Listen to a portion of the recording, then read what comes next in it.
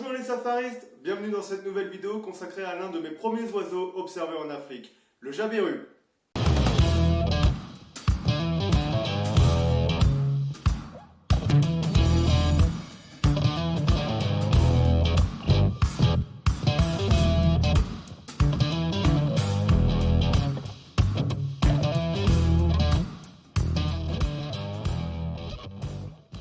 Le jabiru d'Afrique, ou jabiru du Sénégal, est une grande cigogne de 1,70 m de hauteur et de 2,70 m d'envergure. Il est facilement reconnaissable à son pelage noir et blanc et à son bec rouge et jaune. Durant mes safaris, j'ai pu observer cet oiseau en Afrique du Sud et en Tanzanie. Le jabiru d'Afrique fréquente tous les milieux aquatiques, dans les paysages ouverts ou semi-arides de l'ensemble de la zone subsaharienne à l'exception de la partie occidentale de l'Afrique australe. Le mâle possède deux petites caroncules à la base de la mandibule inférieure. Les yeux de la femelle sont jaunes, ceux du mâle bruns. Ce sont les deux signes de dimorphisme sexuel chez ces oiseaux, même si le mâle a tendance à être légèrement plus grand. Le jabiru n'est jamais présent en grande concentration. C'est une espèce méfiante mais qui peut se laisser approcher dans certains parcs nationaux, comme Amboseli, le Ngorongoro ou le Serengeti.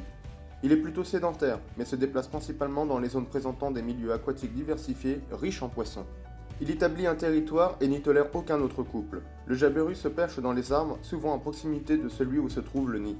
Même si les deux adultes se nourrissent séparément, ils se retrouvent le soir sur leur perchoir. Les immatures d'1 et 2 ans sont acceptés sur le territoire parental, mais chassés quand ils deviennent adultes. Cette espèce très puissante décolle sans l'aide des ascendances thermiques, mais les utilise ensuite pour s'élever à moindre coût énergétique. Cette cigogne est essentiellement piscivore, mais elle capture à l'occasion des petits vertébrés, des mollusques et des crustacés. Elle pêche soit seule, soit par couple. Différentes techniques sont utilisées. Le jabiru se poste en embuscade et harponne les poissons passant à portée de bec, ou bien il avance à l'affût, dans l'eau peu profonde et dans les roseaux, et de temps en temps plonge le bec dans l'eau à la manière des hérons. Les poissons détectés par le bec sont capturés. Dans les eaux troubles, il fouille la végétation et le fond avec son bec parfois ouvert ou avec une patte, et attrape une proie non visible de la surface. Le jabiru d'Afrique niche seul. Il ne se reproduit pas forcément chaque année. Il est probable que le couple soit stable tout au long de la vie. La parade nuptiale est quasi inexistante. Au début de la période de reproduction, le couple se nourrit près du nid. L'un des oiseaux s'aplatit violemment dans l'eau en étendant ses ailes, puis retourne devant l'autre en étendant ses ailes plus ou moins longtemps.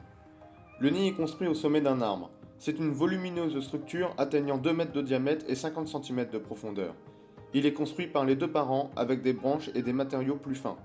L'accouplement a lieu sur le nid sans parade préliminaire.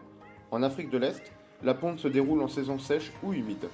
Les parents couvent les 2 ou 3 œufs pendant un peu plus d'1 mois. À l'éclosion, ils ingèrent les coquilles vides. Au moins 70 jours sont nécessaires pour que les jeunes soient complètement emplumés.